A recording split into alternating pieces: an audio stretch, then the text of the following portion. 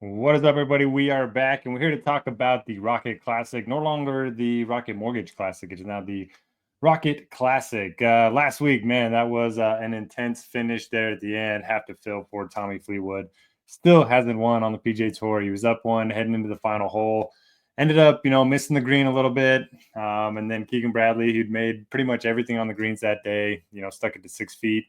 Unfortunately, Tommy chipped it to like 7 feet, and then his putt looked like it hit something, a little imperfection on the green, and he ended up missing. And then Keegan ended up making his birdie, so it was a 2-shot swing on the final hole. Fun celebration there for Keegan, and I got to think he's looking pretty good for the Ryder Cup as a playing captain now. But yeah, hopefully Tommy can get over the hump soon.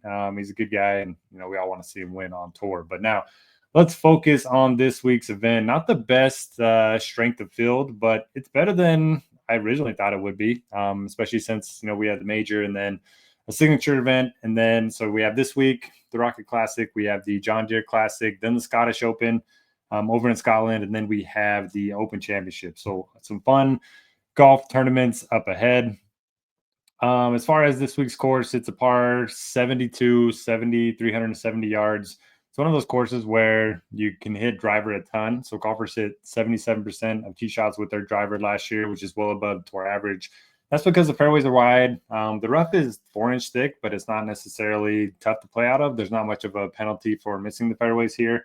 And you have a lot of long par fours, so that really plays into the Bombers' hands. It sounds like they want to make this course a little bit firmer and faster than usual, but we could get some rain in the forecast. So for me, I'm not looking too far off from what we've seen at this event in the past. I'm looking at driving distance, stroke gain off the tee, stroke gain approach. Very little emphasis of stroke gain around the green because while these greens are very small, they're very easy to hit. So golfers that are consistently missing greens and having to scramble probably going to be behind the 8-ball anyway. So I'm looking to avoid, guys that gain a lot of strokes scrambling. I want guys that hit a bunch of greens, give themselves a lot of birdie looks.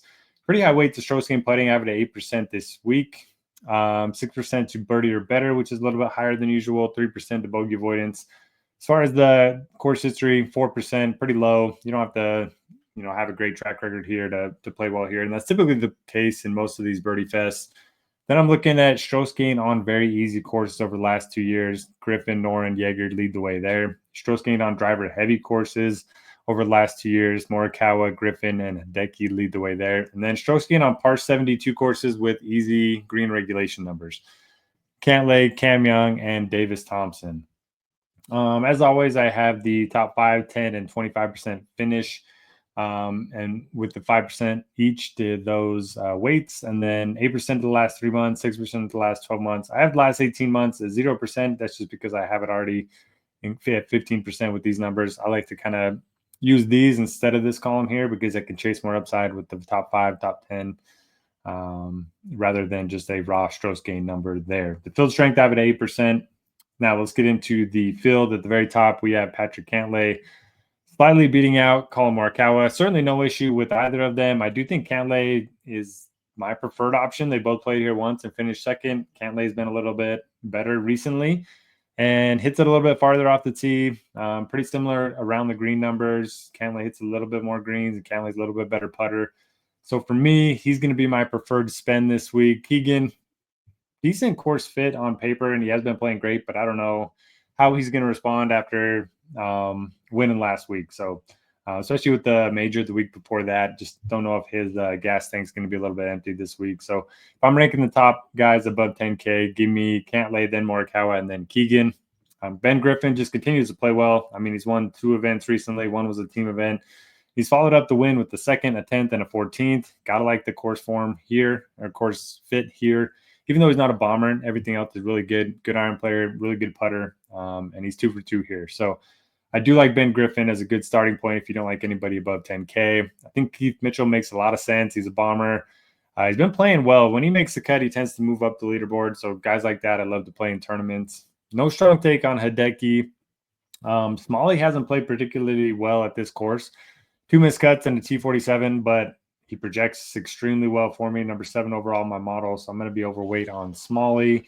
Also going to be overweight on Steven Yeager, a guy that good ball striker, plenty of distance off the tee, a couple top 10s here as well.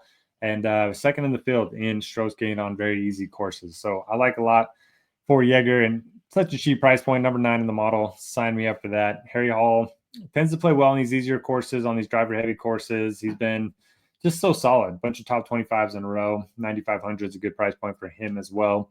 Then we kind of get into a range where, I don't know, these guys feel a little overpriced. You have Grazerman, Siwoo Kim, Akshay, Tony Finau. I don't feel great about any of them, but I do like Cam Young. So he's had 3 top 7s in his last 6 starts, which finally showing some upside. And then you look at his course history, 2nd and 6th here in the last 3 years.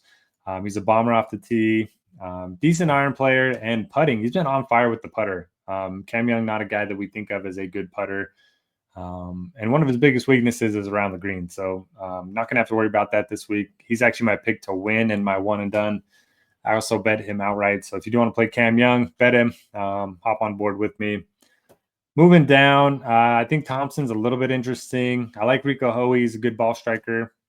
Michael Kim, he's been playing okay. Not as good as he was early in the year, but still think he's viable. I typically play Noren on tougher tracks, but he's actually been really good on very easy tracks over the last couple of years. So maybe I do need to take a bigger look at Alex Noren this week. A couple other guys that rate out well. I like Jake Knapp on a Bombers course. Ricky Castillo, a guy that really pops in the stats.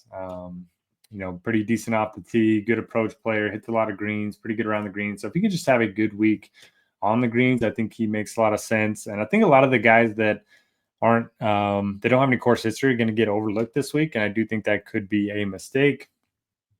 Let's see if there's anyone else here before we get out of here. Let's check the plus minus column here. And as always, if you are a premium member at RotoGrinders, you can download this model. You can play with the weights here in the top row. You can make your own ratings, and then you just click on this little upload tab here. You can upload these right into Lineup HQ and build your lineups with your own projections, which I think is pretty awesome. That's why I built the model for you to be able to customize it. But yeah, it doesn't look like there's anything else that's really sticking out. I do think the balance build is a little bit easier this week since we don't have a ton of expensive options at the very top. So best of luck, everybody. Hit that thumbs up button, and we'll see you here next week.